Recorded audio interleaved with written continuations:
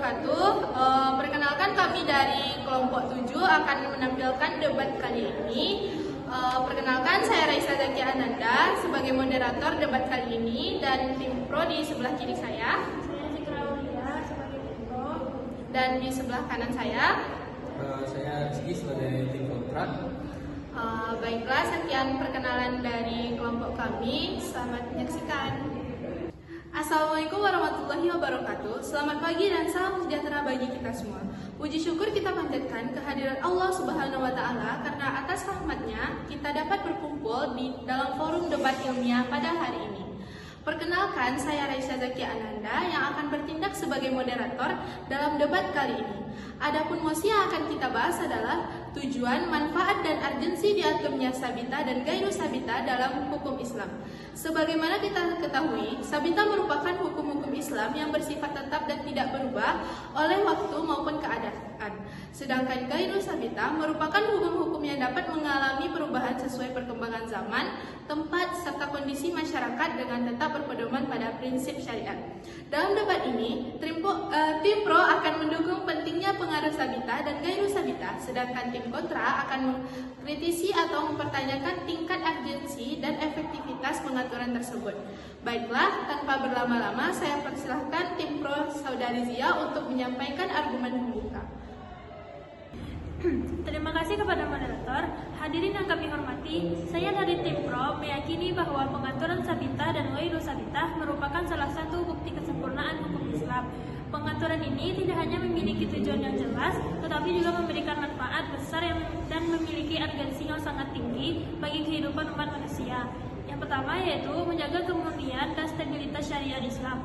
Tujuan utama adanya sabita adalah menjaga prinsip-prinsip dasar agama agar tetap terpelihara sepanjang zaman. Ada nilai-nilai dalam Islam yang tidak boleh berubah karena bersumber langsung dari wahyu Allah Subhanahu wa Ta'ala. Misalnya kewajiban salat 5 waktu, puasa Ramadan, zakat, larangan riba, larangan zina, dan berbagai prinsip akidah lainnya. Apabila seluruh hukum dapat berubah mengikuti perkembangan zaman, maka identitas Islam akan kehilangan pijakan yang kokoh.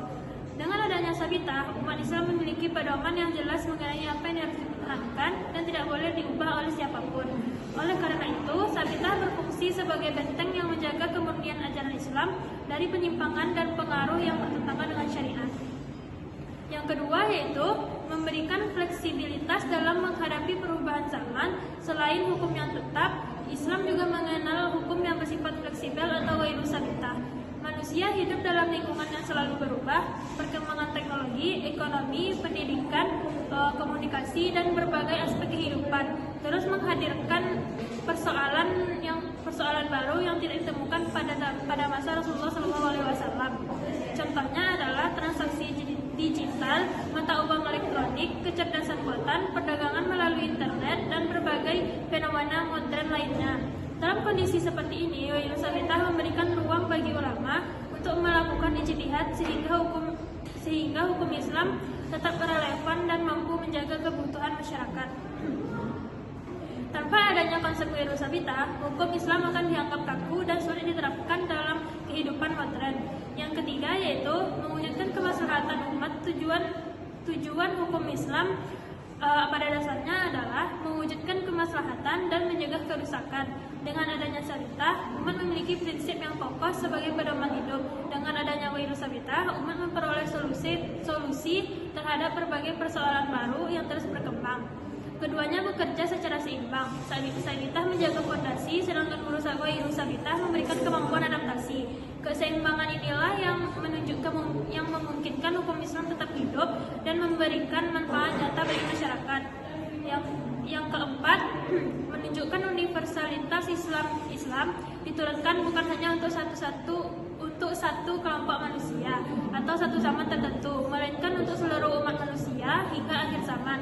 Karena itu, hukum Islam harus mampu menjaga prinsip-prinsip yang bersifat universal sekaligus mampu menyesuaikan diri dengan adanya perubahan sosial. Keberadaan sabita dan ghairu sabita membuktikan bahwa Islam memiliki karakter yang seimbang antara ketegasan prinsip dan fleksibilitas penerapan. Atas dasar itulah kami menegaskan bahwa pengaturan sabita dan ghairu sabita memiliki tujuan yang mulia, manfaat manfaat yang besar dan urgensi yang sangat tinggi. Terima kasih. Baik, terima kasih kepada tim pro. Selanjutnya penyampaian argumen oleh tim kontra. Kepada tim kontra dipersilahkan. Terima kasih moderator. Hadirin yang saya hormati, saya tidak menolak keberadaan konsep sabita dan ghairu sabita dalam hukum Islam. Namun saya mempertanyakan apakah pembagian tersebut benar-benar menjadi kebutuhan yang mendesak sebagaimana yang diklaim oleh tim pro. Pertama, batasan antara sabita dan ghairu sabita tidak selalu jelas dalam praktiknya. Sering terjadi perbedaan pendapat di kalangan ulama mengenai suatu hukum. Ada hukum yang menurut sebagian ulama bersifat tetap, tetapi menurut ulama lain masih dapat berubah sesuai keadaan. Akibatnya, masyarakat sering mengalami kebingungan dalam menentukan mana hukum yang benar-benar tidak dapat berubah dan mana yang masih dapat disesuaikan. Jika batasannya tidak jelas, maka manfaat yang diklaim tim pro menjadi kurang maksimal. Kedua, menimbulkan perbedaan tafsir yang luas. Konsep ghairu sabita membuka ruang ijtihad yang sangat besar. Meskipun ijtihad merupakan bagian penting dari hukum Islam, kenyataannya hasil ijtihad sering berbeda antara satu ulama dengan ulama lainnya. Perbedaan tersebut terkadang menimbulkan perdebatan yang panjang, bahkan membingungkan masyarakat awam. Oleh sebab itu, fleksibilitas yang dianggap sebagai kelebihan juga dapat menjadi sumber ketidakpastian hukum. Yang ketiga, tantangan implementasi di era modern. Tim pro mengatakan bahwa ghairu sabita mampu menjawab perkembangan zaman. Namun, kenyataannya perkembangan teknologi bergerak jauh lebih cepat dibanding proses penetapan hukum. Banyak persoalan baru yang muncul sebelum para ulama berhasil mencapai kesepakatan hukum. Artinya, konsep ini belum tentu selalu mampu memberikan solusi yang cepat dan efektif.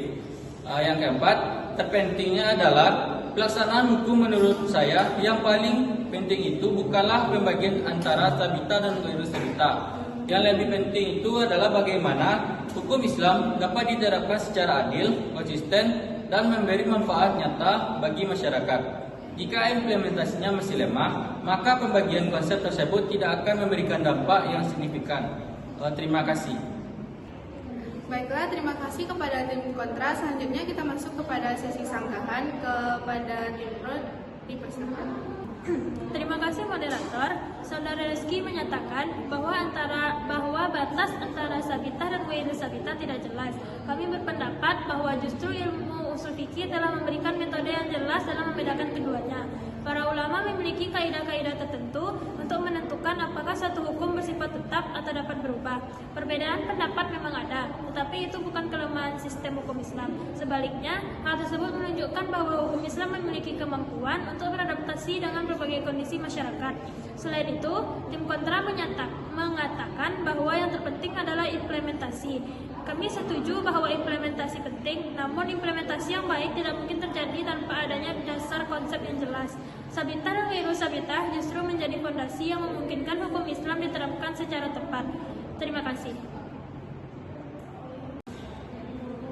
Baik, terima kasih tim pro. Selanjutnya sanggahan oleh tim kontra. Kepada tim kontra dipersilakan. Terima kasih moderator. Tim pro menyatakan bahwa perbedaan pendapat merupakan kekuatan hukum Islam. Namun dari sudut pandang masyarakat, terlalu banyak perbedaan pendapat justru dapat menimbulkan kebingungan. Selain itu, tim pro berulang kali menyatakan bahwa ghairu sabita membuat hukum Islam relevan sepanjang masa. Saya tidak menolak hal tersebut. Namun yang perlu dipertanyakan adalah apakah setiap hasil ijtihad benar-benar mampu menjawab kebutuhan masyarakat secara tepat dan efektif. Karena dalam kenyataannya banyak persoalan modern yang masih menjadi perdebatan panjang hingga saat ini. Terima kasih. Terima kasih atas kedua tim untuk menyampaikan sanggahannya. Selanjutnya kita masuk ke sesi closing statement. Kepada tim pro dipersilakan. Terima kasih moderator. Hadirin yang saya hormati, kami kembali menegaskan bahwa pengaturan sabita dan ghairu sabita memiliki tujuan yang sangat penting. Sabita menjaga kemurnian ajaran Islam, sedangkan ghairu sabita memungkinkan hukum Islam beradaptasi dengan perkembangan zaman. Manfaatnya adalah terciptanya keseimbangan antara prinsip yang kokoh dan fleksibilitas yang diperlukan dalam kehidupan masyarakat. Urgensinya semakin besar pada era modern ketika perubahan sosial dan teknologi terjadi begitu cepat. Karena itu, keberadaan Sabita dan Wiro Sabita bukan hanya penting, tetapi juga menjadi salah satu bukti bahwa hukum Islam mampu berlaku sepanjang masa. Terima kasih. Baik, terima kasih kepada tim Pro. Selanjutnya, closing statement oleh tim kontra. Kepada tim kontra dipersilakan. Terima kasih moderator.